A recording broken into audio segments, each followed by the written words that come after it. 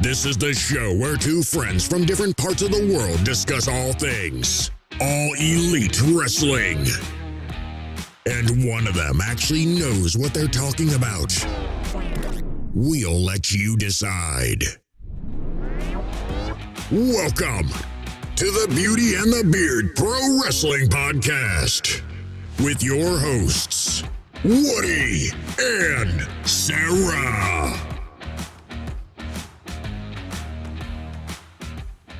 Welcome to the Beauty and the Beard Pro Wrestling Podcast.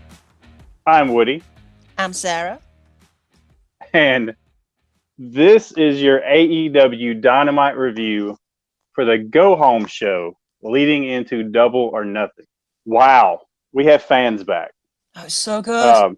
It felt really cool seeing a full arena of fans. Did that give you a good feeling? It gave me tingles. And I also loved the camera angles. Daly's Place isn't great for camera angles with crowds anyway, but I forgot that, and it just looked so good.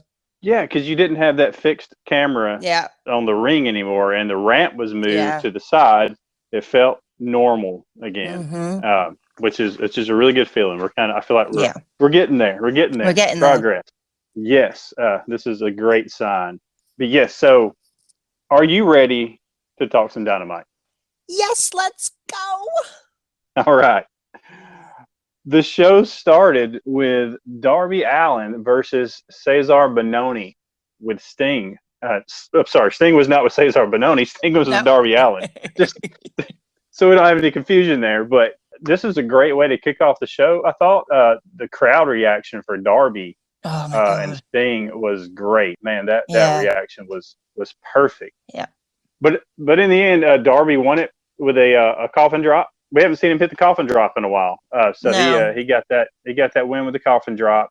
And then we had some post match stuff with Ethan Page and Scorpio Sky. Darby doesn't want to wait. He wants Ethan Page and Scorpio Sky tonight. But Scorpio Sky and Ethan Page are having nothing. They don't want anything to do with that. They don't want to give it away for free. They want to wait until the pay-per-view. But as soon as Darby and Sting were blindsided by the wingmen, yes. When they were blindsided by them, that opened the door for Sky and Ethan Page to make their attack. And then the Dark Order. And that was a huge pop, too. That was massive. Yeah, Dark Order came out and saved the day, saved Sting and Darby. So a really cool way to start the show. Did you like all this? I love this, and I love how the crowd is still behind Darby Allin even after all this time that they've not been there. I still would have loved Darby to have come out with a TNT belt in front of a crowd, but we can't have everything in our lives. This was great, and obviously Darby's ribs are taped, so that can inform Double or Nothing. I loved Alan Angels on Twitter has tweeted, Sting fist bumped me. So he's so happy. So no, I loved it. And the crowd noise, I think this is going to be quite a heavy thing in this review because you could just see how much that kind of meant to the wrestlers that they were there, and B, how it informed the performance so much more.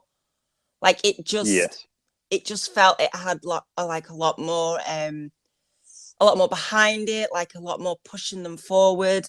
Not to say the wrestlers at ringside all this time haven't been doing a great job. I mean, Austin Gunn's practically popping blood vessels every time he was out, but it felt like home. It felt real again. It felt like we were watching something that was just live. It actually felt live. I mean, we always had live Dynamites, but just because the crowd was there, it had that extra shot of energy 100%. That you knew it was missing, but we've gotten so used to watching wrestling the way it has been, where you almost don't realize what you're missing until you get that back. Yeah, exactly. And it felt so brand new and shiny again. It was like watching Dynamite for the first time when it first aired, the very first time back in October 2019. that's what this felt like. It felt like a completely new, like, rejuvenation. I was just like, I am so here for this. I'm so excited. Yes. This is a good way to start the show. And it was so great to have these fans back. Phenomenal. The next thing we had was the weigh-in between Cody Rhodes, who's going to be the American Dream Cody Rhodes this weekend, and Anthony Ogogo. And I was right to assume that we were going to have the American flag and the British flag hanging. They're real big. They're not letting it go. I mean, we're this far. They're really we're in it. We're in it now. We're in it. Let's go. If we're going, let's go. So it is what it is. Yeah. So Anthony Ogogo came out with the factory. They're all came out as a group, and man, Cody came out with everybody. all of Jacksonville, Florida came with him. It was anybody you could find just laying around. It was like his sister, his brother, Brandy, and his whole crew from all of his trainees. I guess the ones that didn't turn on him, the trainees from the Nightmare family factory, whatever. Mm-hmm. So it was literally your typical weigh-in. You didn't have a brawl that really broke out. I was expecting that. You had both guys stripped down to their underwear. That was different. Yeah, so we got Cody in his black undies and Anthony Ogogo in his Union very Jack British undies. Yes, he was sporting that. So, and apparently he's Anthony Ogogo is 1 pound heavier than Cody. What a coincidence! QT thought that meant he won something. I wasn't sure where they were going, but the ring cleared at the end. But again, it wasn't. It was more a lot of flag waving than it was. Typically you got a brawl that breaks out. We didn't get that. I was kind of surprised we didn't. But then again, I was kind of pleasantly surprised that we didn't because I don't always want what I expect to happen. Yeah. So exactly. You didn't have fireworks, but that's okay. Save the fireworks for the pay-per-view. You had to stare down between them and all that. You had both of them doing their poses on the ring post. What do you think about all this? I'm sure I know you're just as excited about the Battle of the Nations as I am. Yeah, look, how many times have I said this now? I am looking forward to this match, but I hate the whole thing around it. Literally, I was genuinely cringing. I was just like, oh my God, this is... Look, you can love your country, you can't love your country, you can... Whatever, it doesn't really matter to me. I just really don't like it. It just makes me feel sick. And also, Shorty got cheered, and I knew that would happen. And it seems really weird that, like I said on like our predictions for Double or Nothing, the crowd are going to be behind Cody. Twitter isn't really. It's very interesting to see that dynamic for me. It just feels like it can get a bit messy, and I kind of really not looking forward to Twitter after Double Nothing after this match. Well, maybe we just have one more day of it. That's the hope, is that this whole country versus country thing ends at Double Nothing, and we get a good match out of it. The right guy wins. I 100% think will be brilliant. I just really wish they kind of, done a focus group or something around this, or kind of chatted to people.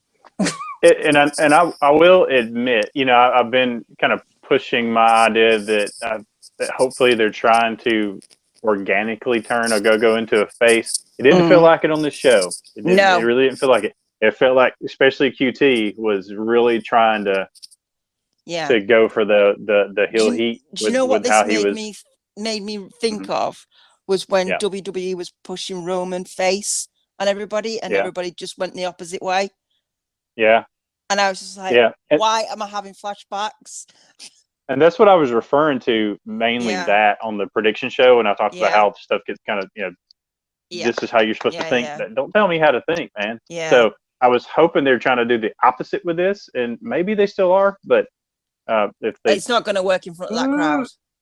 Yeah. So yeah, you're right. Unless something drastic happens with Cody's character at Double or Nothing, they probably are going to cheer him. Which hey, if they want to cheer him, cheer him. I mean, that's cool. Yeah. I mean, that's you're there's a crowd there, and if the story's being told right, I'm just not. Yeah. Like you, just not a fan of the way No. country thing's going. So let's get this good match in. Let the guy win and move on. Yes, please. Move on. All right. Move on, please. Speaking of moving on, we're going to move on to they had a Stadium Stampede hype video, and this was really just to remind us how high the stakes are going to be for this match. That if the Inner Circle loses to the Pinnacle, that they are broken up forever. And it also kind of hammered home the tone of the match and how we should expect the unexpected in it. Mm-hmm. And Sean Spears at the end looking psycho. Oh my goodness! Some men are born to be buried. That was a nice touch to the end of that. I love this direction he's going down. Yeah, I don't know if anybody knows. I like the dark side of life. No, like spooky stuff and all that type of thing.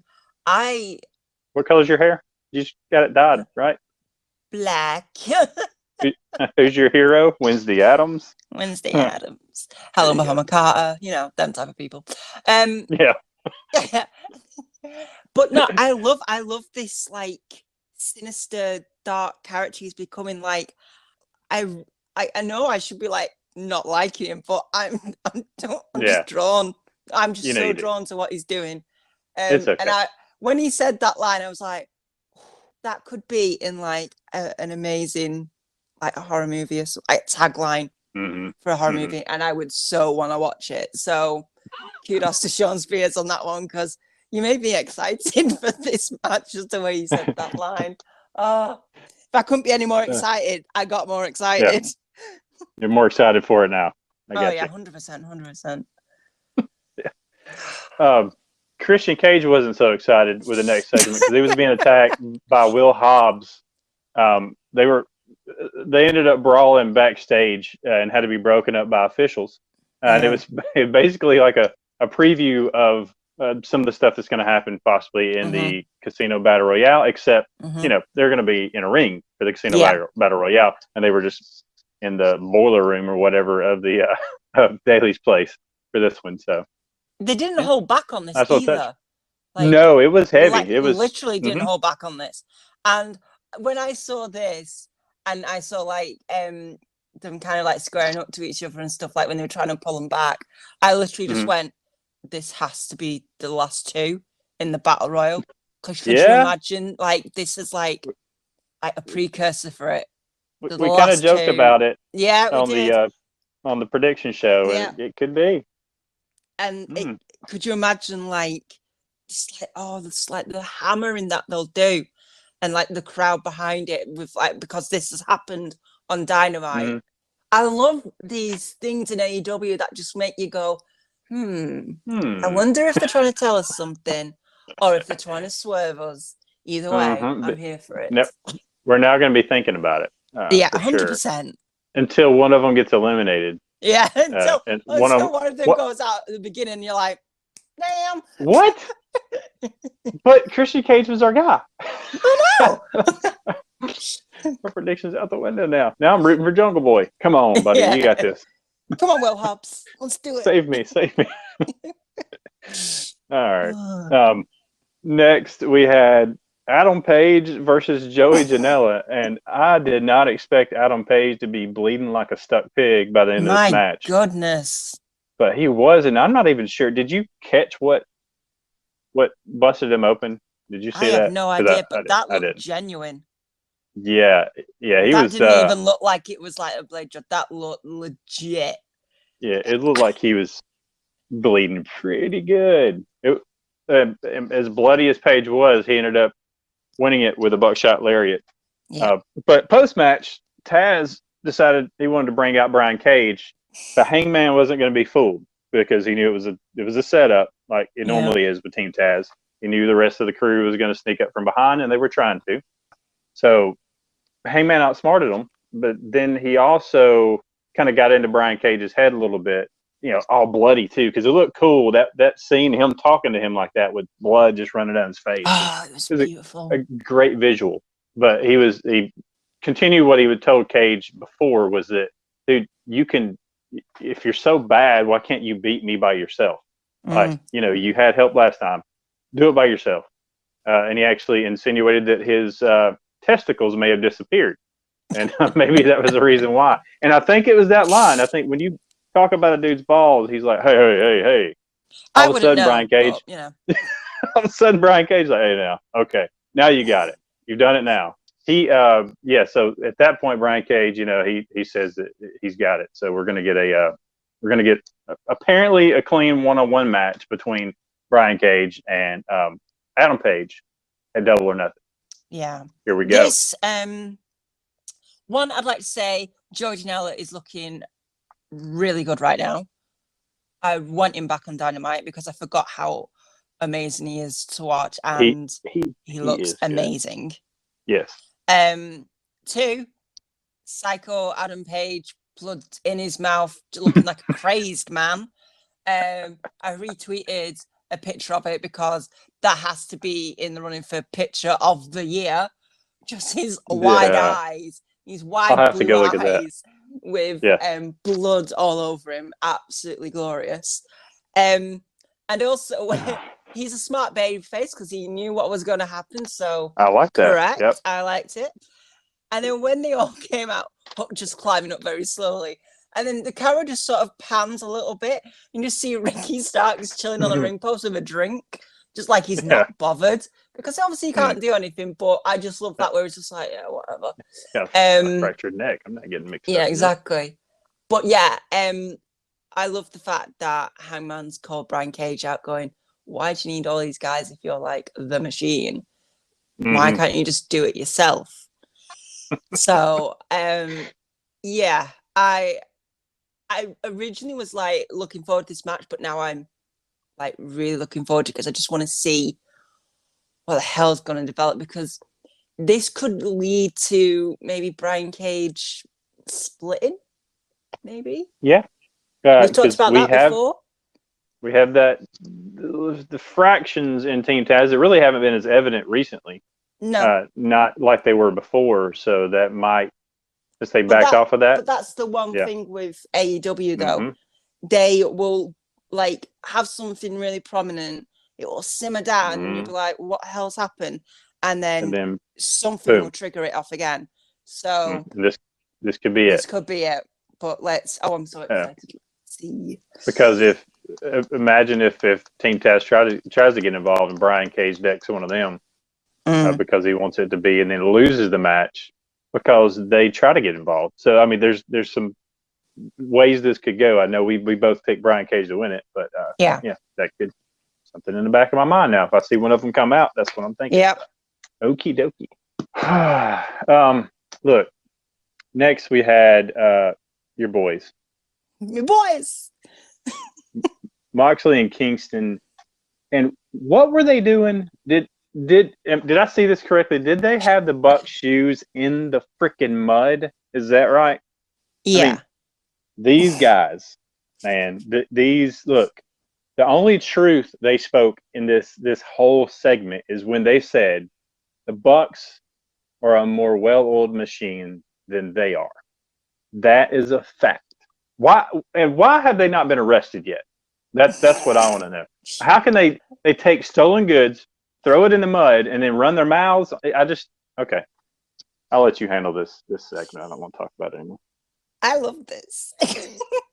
I also love. I don't know if it happened in America because it happened on Fight. I'm going to guess it happened in America as well.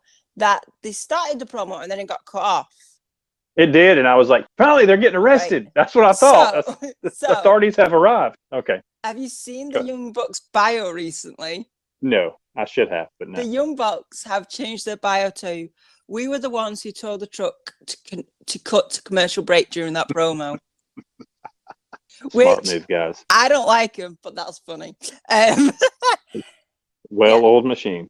So Mox and Eddie are just, doing something with them shoes. I'm not quite sure what they were doing. It looked like they were trying to burn him, but then he had a spade, so I'm not sure. But I love these two when they like start being friends. I've said this so many times. It just reminds me of my best friend, like what we are like. Like we back each other up 100%. Oh, y'all steal people's shoes and then stick them in the mud? Is that what you do for fun? To be honest with you, we've stolen peanut butter before, so it was our other friend's peanut butter, but we have, taken it from him. And that's like smooth or chunky. I think it was crunchy. Okay. I can't remember. Anyway, that's important. Back to the point. Yep. I loved how like towards the end of Eddie was like, maybe we'll become the EVPs. I'd love to be an EVP. Much like I don't want to be an EVP. He's just in the back going, no, I don't want that, dude. You gotta be smart for that. I am cut it out. I am so looking forward to this. Like, yeah. Me too. Not even, me too. Like, not even for like the fact that it's a tag like championship match, just for the match itself. Yeah, I am so excited for. Yeah, because it's just going to be insane. The different styles too. I mean, 100%, 100%. It should be. I would love for this to be the main event. Yeah, because man, it's. Yeah, I know we're looking forward to it. Because of the thing. Yeah, but you gotta feel like this is the most anticipated match on the card. I think this is literally what everyone is hyped for because of who is in this match. Yeah. You've got and this the books, story's been told really well. The books that are like, the Golden Boys type thing. Yeah. And then you've got Mox and Eddie that are just kind of like, everybody loves them, but they're just so, like, they are the underdogs. Like, they're for the people that are on the outside. And it's just such a good dynamic of the people that have everything, the books, and then the story that Mox and Eddie are, like, calling for the people that have come. And, like Eddie's only just recently joined AEW and, got a, full, like, time paycheck coming in. So, yeah. It just, the stories are amazing. And we know, like, Mox, he's sound, but he's still, he's said in so many interviews that it's nothing to do with money for him. He loves what he's doing. And if he was doing it in front of 10 people or 10,000 people, he doesn't care. Yeah. So, yeah, I'm so excited. Not excited if the Bucks win, because my profile's going to be so upset. Oh, that's right. That's right. If nobody's listened to our prediction show, yes, we've got a wager on this. We do, and if the Bucks win, I get to alter her Twitter profile for a week. And we know the Bucks aren't going to lose, so my profile should be safe. But if for some reason Moxley and Kingston cheat like they usually do and win the tag titles, then she will get to do the same to my profile. I love how you said how Mox and Kingston cheat when literally the Bucks have cheated every match. Okay, moving on. Yeah, this should be fun, especially with the wager that's involved. You got some more stakes added, so this is going to be good. The match is going to be great, anyways. But now we got something riding on it, so it's personal. I'm excited. And you know what I may do when I win? I may just do a new bio every day for you. I may do it like the Bucks, just have a new bio every day. And I may take tips from people out there. Like, give me some ideas. Like, what would you want me to put on her bio every day? All right, you can do that, but it has to say clean, people. I'm not going off Twitter. They're not blocking me on Twitter. We'll see what happens.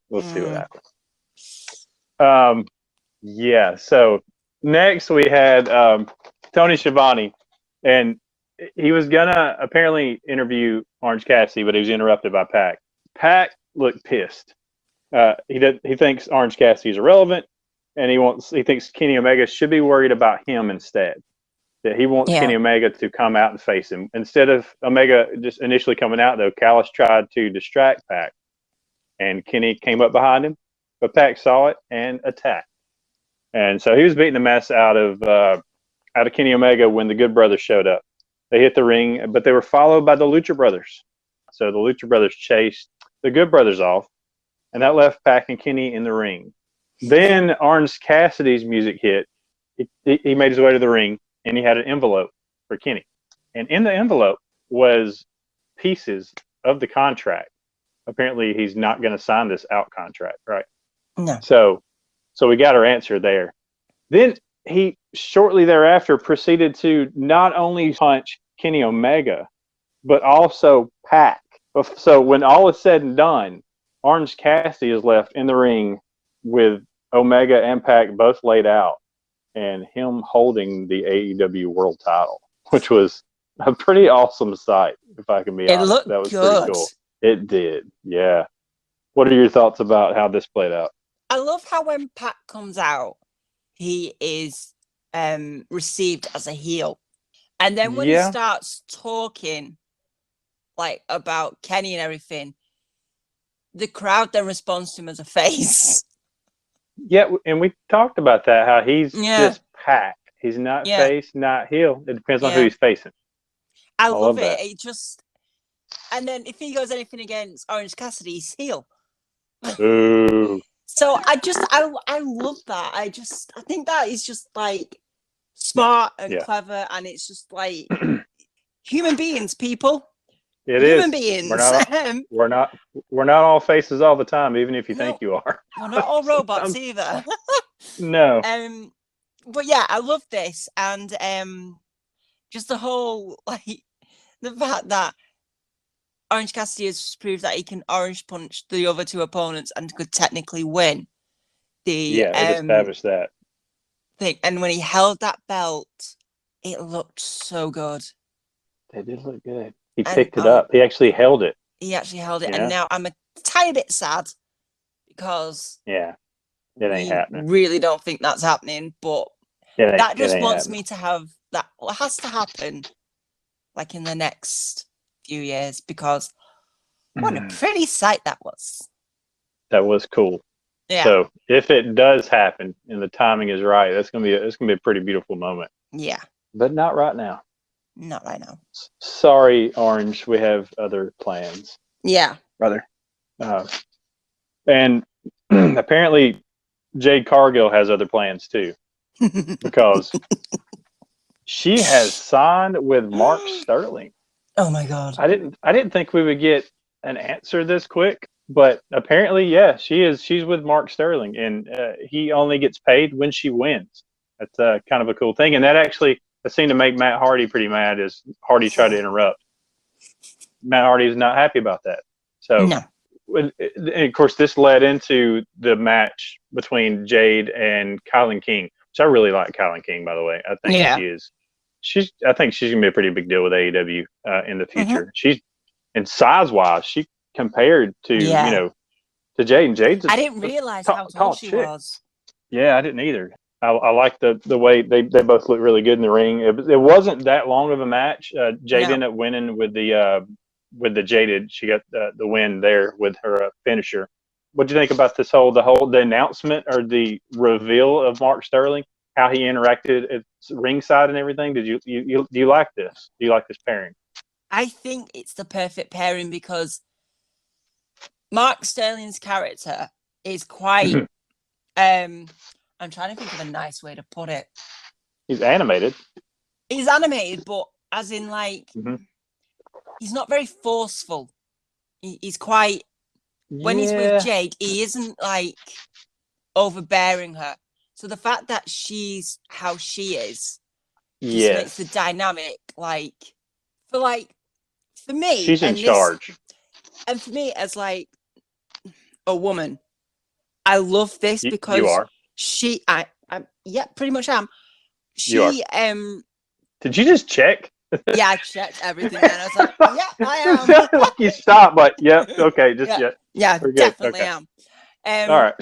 I love how like normally when you've had male managers with women, it's kind of been the manager first, the wrestler second because she's a woman. This makes it feel like Jade is 100% in control of this. She's brokered this deal for herself, and it just makes her seem so much more powerful, stronger. Like she's like literally, gonna go to town with this. Which is a great message to send. It's a great message to send too, because that's a strong female character on screen. She is the dominant one there. That's a good thing. Love it. Love this match. By the way, I love Jade Cargill. So no, I do. I like the pairing too. I agree. I think it's going to work. It's going to be pretty funny too, because Sterling is a character. He was 100%. funny when he was there as MJF's lawyer for a bit. So glad he's back. Because I enjoyed him the time he was here before. So,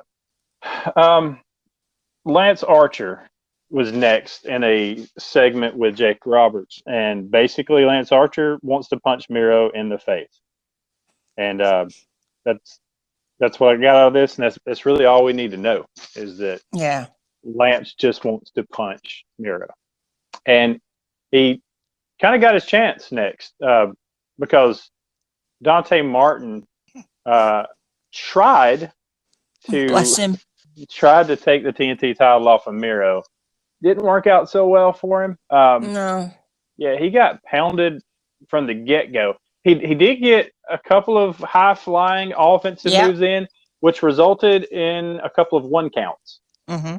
So, you got a couple of one counts. That's great. That's about as good as it got for Dante, because Miro ended up winning this with the game over.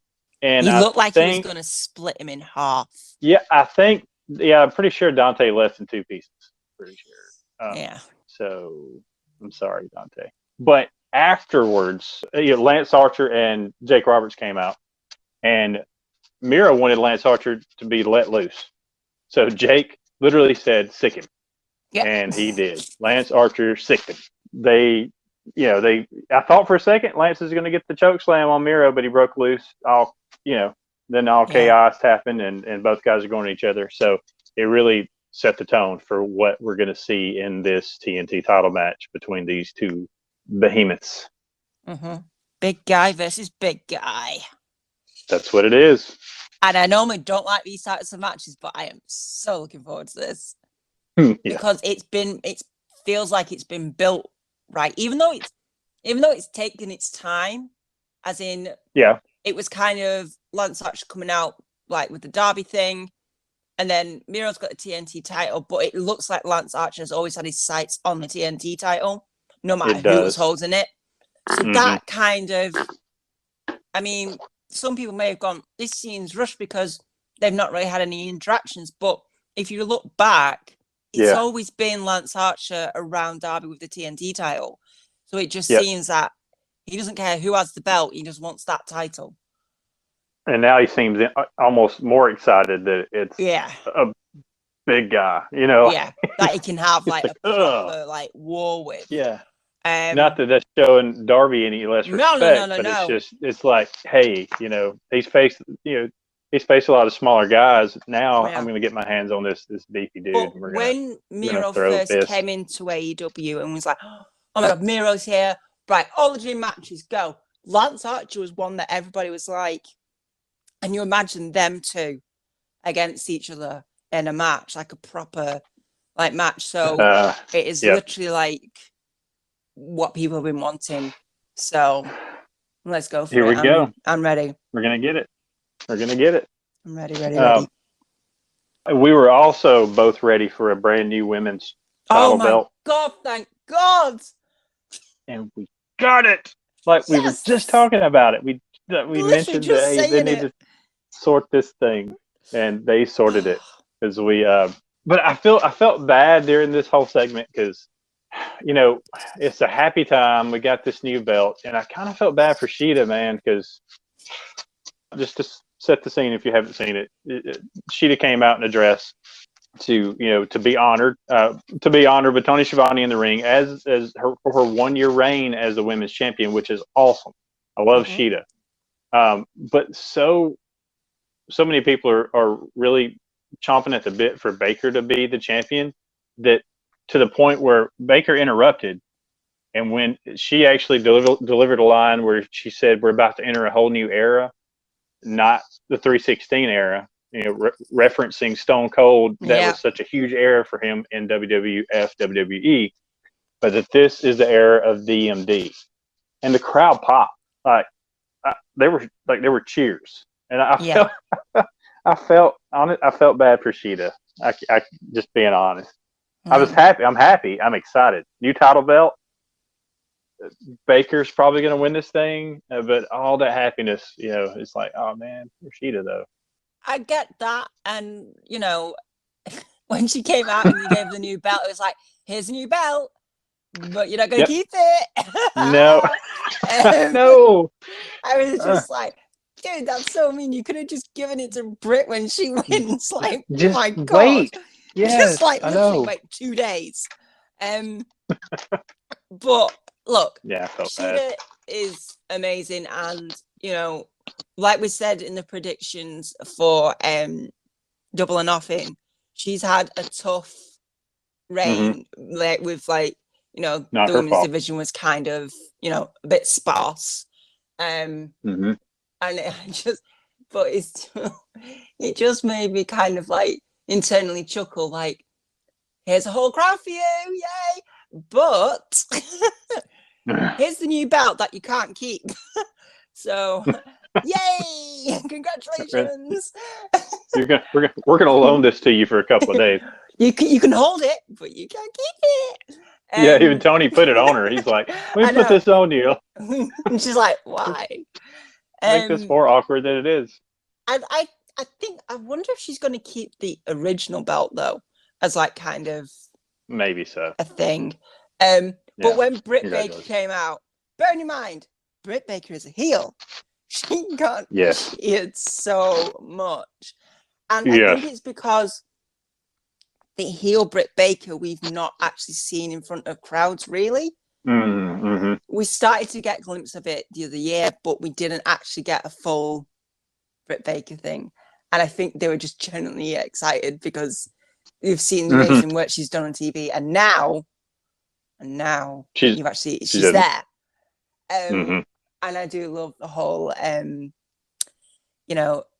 I'll be the face of a whole new era, and that era is all about DMD. And I was like, I need a DMD shirt. I've just decided I need one now.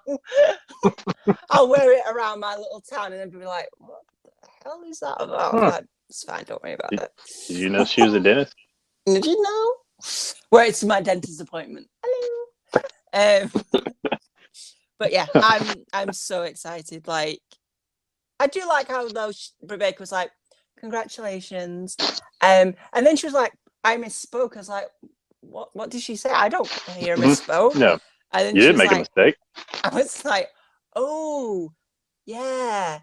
Good one. Yeah. Awesome. Gotcha. Yep. I am ready for that. That's to me, that's right in line with it's almost as up there with the Moxley Kingston Young Bucks match for me. I'm really excited for that match. Yeah, I think this is another one that everybody is just like, it's a shame that this is like how I'm going to say it, but it's now literally just a formality, surely, just to give her the belt. It better be a formality. If it's not, I will not go on Twitter for like a whole week. I'm done, AEW. I'm done. I literally don't watch wrestling anymore. I'm watching Raw next week if that happens. I'm watching Raw. It's not that bad. I'm just kidding. I take that back. Yeah, quick. So someone holds you for it. Moving on. So it's next we had Scorpio Sky and Ethan Page versus Stu Grayson and Evil Uno of the Dark Order. This was a great match, man. Stu and Uno we don't see them tag enough on Dynamite. No. Which, I get they're not in the title picture and they're not in a huge feud or anything, so it makes sense for them not to be on Dynamite as much. But when they do get set loose for the tag titles or for a big tag team feud, it's going to be great because they are so good in the ring, man. They're so good. I enjoy their matches. And Scorpio Sky and Page were great too. So good, in fact, that they got the win. Ethan Page, and I'm talking about Stu and Uno so much, but Sky and Page went over. Ethan hit the Ego's Edge on Uno for the win. And then post-match, Ethan Page said that the same thing you just saw will happen at Double or Nothing to Sting and Darby. But then Sting's music hit, and Darby walked out with a bunch of, I guess you would call them the hoodlums, but they're all wearing these Sting masks, so they all file out like an army, and Sky and Page are laying waste to them, one after the other, throwing them out of the ring until all of a sudden they realize that one of them didn't take the punch so well, and that was actually the real Sting. So he takes the mask off, and they clear out of there pretty fast. And that's how that segment ends, with the surprise that we have an actual Sting mixed in with a fake Sting. Yeah. Does this get you any more excited for the match? I mean, I'm already excited for it anyway, but yeah, 100%. Like this whole thing? But also, I would just like to say, when the Dark Order came out in front of the live crowd for the match, that reception and everybody doing the signal, and it just made me realize, if Brody had been here, oh my God, it still kicks me in the gut. I didn't think about that until just now. It was just so and you can tell the respect the crowd has for him now. Because the last time a live crowd saw, a full live crowd, I should say, but saw the Dark Order, they weren't well received. They had all them issues at the beginning. But now, a complete and utter 360. And you can tell that the fact that they have gone face is just where they should be. But it just made me realize that there was somebody missing, and it still hurts. It still hurts to this day. Because you're right, Brody never got to wrestle in front of a full live crowd. And you think of all the people that have come in the pandemic era that now are going in front of a crowd.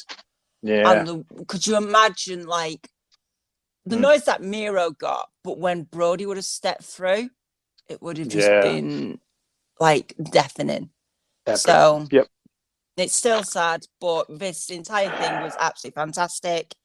I want to know what they're going to do with the Dark Order, Sting and Darby, because it seems like they keep, helping each other out. So maybe something bubbling. Connection there at some point. Mm-hmm. Maybe one day maybe one day the hoodlums come out with the mask, and it's all actually Dark Order members under the hoodlum mask. That'd be nice. Oh, it's so good. We'll see. So now we've come to the final segment. I guess it would be the main event, although it wasn't a match. But it was very eventful. The celebration of the Inner Circle. Is this going to be goodbye to the Inner Circle? Oh my God, a lot of people think so. We had Eric Bischoff as the guest MC. The first thing that I love was Jericho just drinking in the full crowd, singing Judas. God, he looked so happy. Especially if you all did, but Jericho could not stop smiling. That was good. That was good. But it's going to make it even sadder, though, if this legit is the end of the Inner Circle. So they played a best of video package. I know. Like a highlight thing. I'm like, all these great memories of the Inner Circle. I want this to be them. I know I said I wanted the pinnacle in the predictions, but now I've seen this, I want this to be a swerve because they've done this video package. Because it was generally oh my God, I feel like they'll actually just tell me, it's over. They're setting you up for it. If it's over, you're ready for it to be over, kind of. But man, you don't want it to be. No. Santana said he thinks they've done some cool stuff. Some cool stuff over the last couple of years. Says that they helped carry the company through a pandemic. He got real fiery for the excited that the fans were there. And Ortiz was pleased with that. He thought Santana's speech was beautiful. I love them too. Hager talked for a while. Hager talked, and I didn't hate it. Yeah. No, I know. He said hard times make hard men. And then Sammy, made a joke about he came from wearing a panda head to part of one of the greatest factions in wrestling. I'd actually forgotten about the whole panda thing with I Sammy, had as so they well, brought actually. it up. Yeah, like you did what? Oh, that's right. You're a panda dude. That's right. Okay. But he said, if this is the end, thank you guys for everything. And Jericho said that this group reminded him of Guns N' Roses from '87, which is cool. But that if they go out, they're going to go out in a blaze of glory. You know, Bon Jovi shout out there. There's more Yeah. '80s bands. But then he actually told them he loved them. I was like, oh man, dude, okay.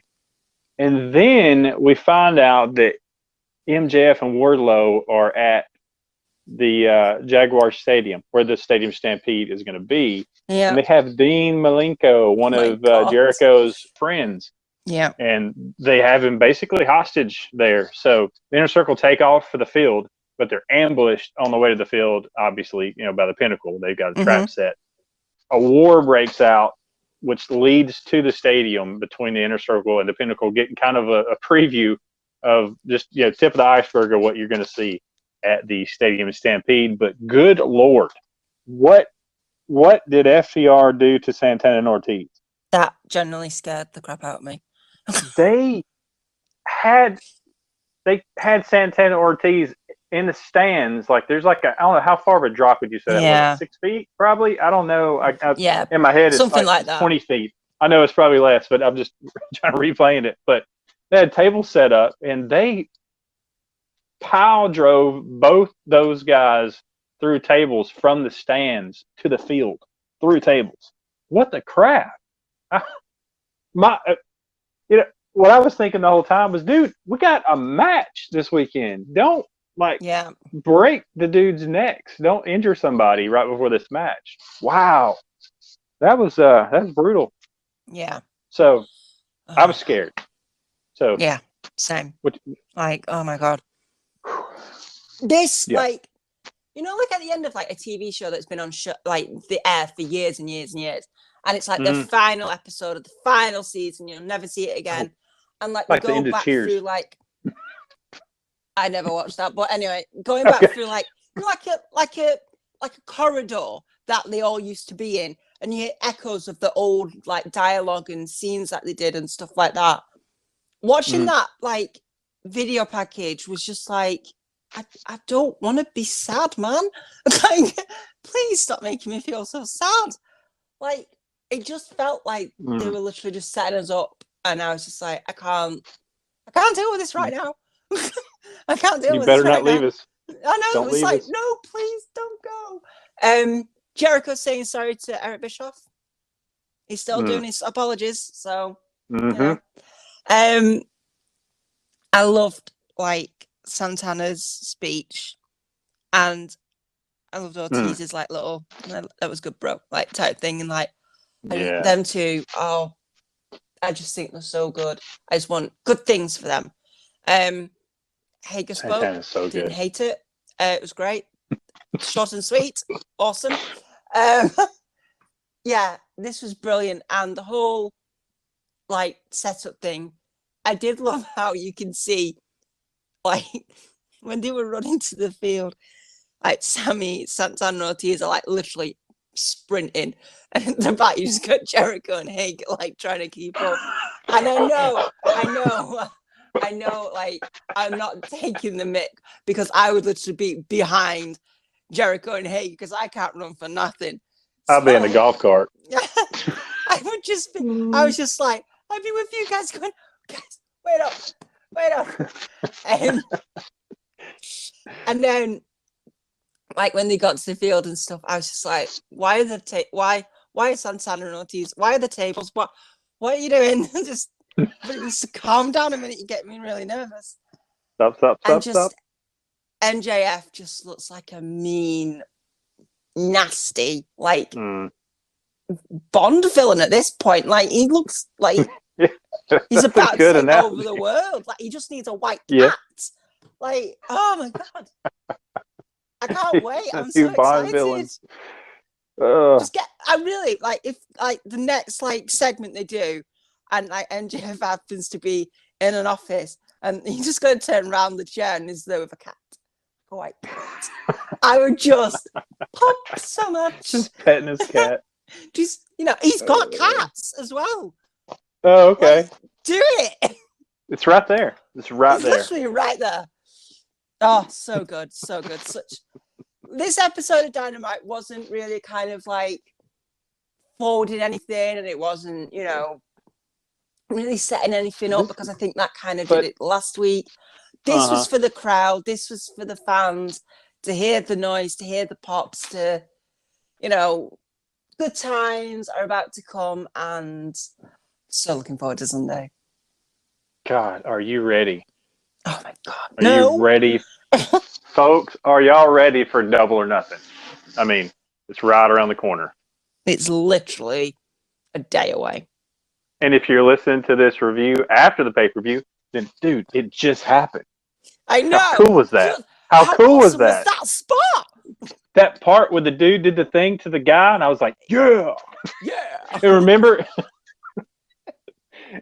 that part? Remember that part where Brit won the AEW Women's Championship? Remember that? Yeah. So good. Yeah. So good.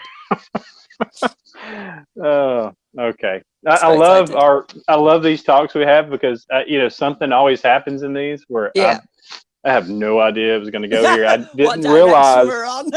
Yeah, I had no idea that I was going to have a vision in my head of MJF as a Bond villain petting a cat. But because of this talk we just had, I now have that for the rest of the day.